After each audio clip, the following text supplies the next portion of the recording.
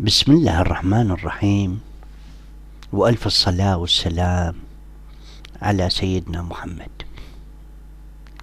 يا جماعة، العيد قرب، وأشقد طيب هالأيام هذه لما يقرب العيد تخشى الدنيا كلها تبدي تتحرك، العوائل تبدي تتسوق وتشتري طحين، وتشتري جوز وشكر، وتشتري الحلويات، وأهل الحلويات همين أبو الشقليت يروح يحضر العربانة مالته حتى يبيع، وأبو الزلابية والبقلاوة وحلويات الموصل همينة حدث ولا حرج، تنعمل بالموصل وما تنعمل بأي مكان آخر. مثلا حلاوة الشكر وحلاوة الطحينية لمن يعملوها قرص قرص ويخلون بيناتها هذاك الجوز، ويخلون فوقاتها هالشكل مثل الصليب بالدارسيني، واللوزينة، اللوزينة البيضاء واللوزينة القهوائي بالجوز، والبيضاء من جوز الهند، والسجقات والشكر لما، وتبدي العوائل تحضر تصويني مال البقلاوة وصويني الكليشة. والله العظيم نحن ببيتنا كان يصير مثل احتفال. كان تجي عندنا الله يرحمها غزالة الكردية، وأشون هالشكل تشم الغدانة وتقعد تعمل هذيك الكليشة وهذيك البقلاوة، يا عيني عليها، كنت أقعد أطمش عليها ساعات. وكانت هي الأسطى، أمي وأختي يشتغلون جوا إيده، أش ما تريد يجيبوا ويحضروا له. الكليتشة كانت تزينها بالكشتباني، تخلي الكشتباني وما فيش تعمل لهم هالشكل أشون تطلعهم يخبلون، وبعدين نشيل الصينية على راسها وعدل على الفرن مال مسعود ومحمد باب القش. واحنا همينا علمناها أشون نطلع حصة حسين أبو عمشة، لأنه هو يم الفرن والغيح والجي يطلع حصته. ألف رحمة تنزل على روح الصالحة. وليش بس أهل الحلويات كانوا يربحون بالعيد؟ ما شاء الله العيد بركة على الكل، أبو العنبة وصمون، وأبو السندويج، وأصحاب السينمات، وأصحاب الديديات، وتل كريمة، والنويعير، وفتال الهوى، وأشقى الطيبين. بهالأيام الأولاد كن غشعوا الملابس مالتهم، كن تحضرت، كن يشتغلوا لهم أهل حواس جديدة، واللي ما تقي يشتري حواس جديدة يشتري بس قندرة تكرمون. بيوم 29 يبدون يراقبون الهلال، ومن تثبت رؤية الهلال يطق الطوب، وطوب العيد الناس يعرفون ويختلف عن طوب الإفطار لأنه ما بنفس الوقت. وتبدي هذيك الرهبة وهداك الخشوع لمن البنية كلها تبدي تكبر، فقد شيء رهيب يا جماعة، الجسم يكسبه منه لمن البنية كلها بصوت واحد، الله أكبر الله أكبر، لا إله إلا الله والله أكبر. هذاك اليوم أول شيء تعمله نانا نفيسة تمسكني ماعون الفرفوري وتدغبني على دكان عمو يونس، يبيتوا عنده الماعون حتى من الصبح. أول ما الجماس يجيبوله صينية القيمة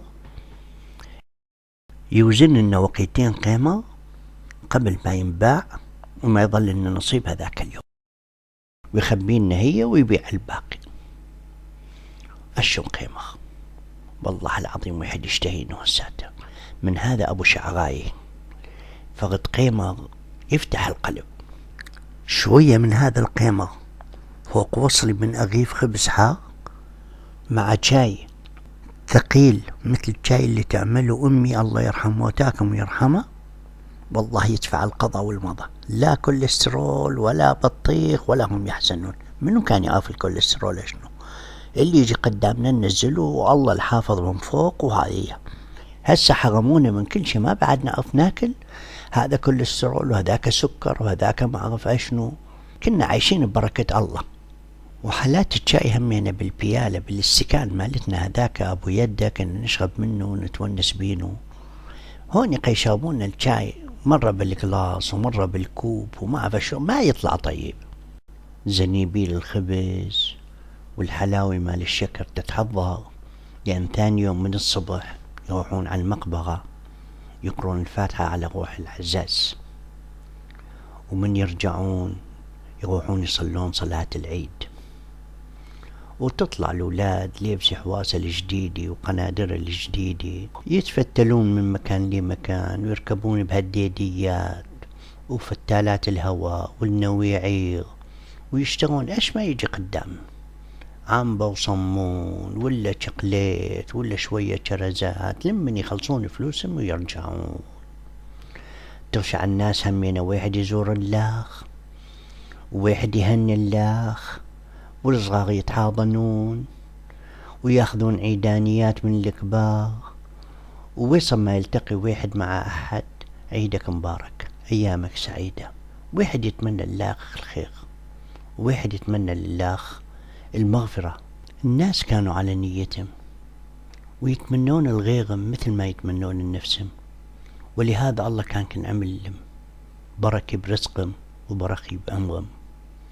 وبالمناسبة وبقدوم العيد ذكرتني بأبيات قالها المتنبي: عيد بأية حال عدت يا عيد، بما مضى أم بأمر فيك تجديد، أما الأحبة فالبيداء دونهم، فليت دونك بيدا دونها بيد، صار الخصي إمام الآبقين بها،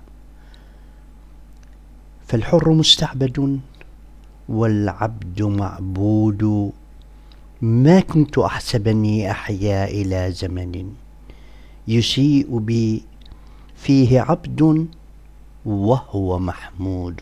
بقى ايش نعمل؟ هم ألف الحمد لله والشكر. بس بهالأيام هذه أدعوكم أخوتي وأهلي، ادعوا معي، ادعوا من الله، لأن الله يستجيب الدعاء. قلوا له: اللهم إن كان يرضيك ما نحن فيه فزدنا منه، وإن كان لا يرضيك فاكشفه عنا إنك أرحم الراحمين. هاي بنت أخوي علمتني هو هذا الدعاء، وهي هم يعني اسمه دعاء. الله يحفظها إن شاء الله ويحقق لك كل أحلامه. بس الشيء اللي قهرني يا أخوتي أنه هالعادات الطيبة بدت تنقرض. حتى كثير انقهرتوا من سمعتوا أنه الناس ما قد تروح على المقابر لأنه ماكو أمان. وبهالشي هذا هم الميتين مالتنا انحرموا من العناية بقبورهم ومن قراية الفاتحة عليهم، وهم الفقار انحرموا من هديك الخبزاي وشوية حلاوة ببطنة، وهم نحن انحرمنا نروح نزور الحبايب مالتنا ونذكرهم أنه ما نسيناهم. يقولوا لي: ليش ما تجي على الموصل؟ صار لك سنين ما جيت على الموصل. بالله عليكم، أشون أجي على الموصل وما أروح على قبر أبوي وقبر أمي وأقعد بين والناستين وأقرأ الفاتحة وأقلم ذكركم وتربيتكم بالقلب موجودة؟ والله ما سهل يا إخوان، لا والله ما سهل. يعني أشون أخذ معاي حماية وأروح على المقبرة؟ بقى هالنيال من الأطفال هي اللاعب الأول بالأعياد، لأنه لما نبدي نتزاور وواحد يهني اللاخ وواحد يتمنى اللاخ عيد مبارك وأيام سعيدة، هي يضربون العيدانية، والعيدانية طبعا تروح على جيبهم قبل، وثاني يوم تنصرف على الديديات وعلى أبو الشرزات وعلى العنبة والصمون. الحد هوني يا حبايب، أتمنى لكم عيد مبارك وأتمنى لكم أيام سعيدة مليانة بالسعادة ومليانة بالأمان ومليانة بالنية الطيبة، مثل رجال أيام زمان ومثل نسوان أيام زمان. مع السلامة يا حبايب، وكنا عدكم وجينا، ولو كان بيتنا قريب كان جبنا لكم حمل زبيب.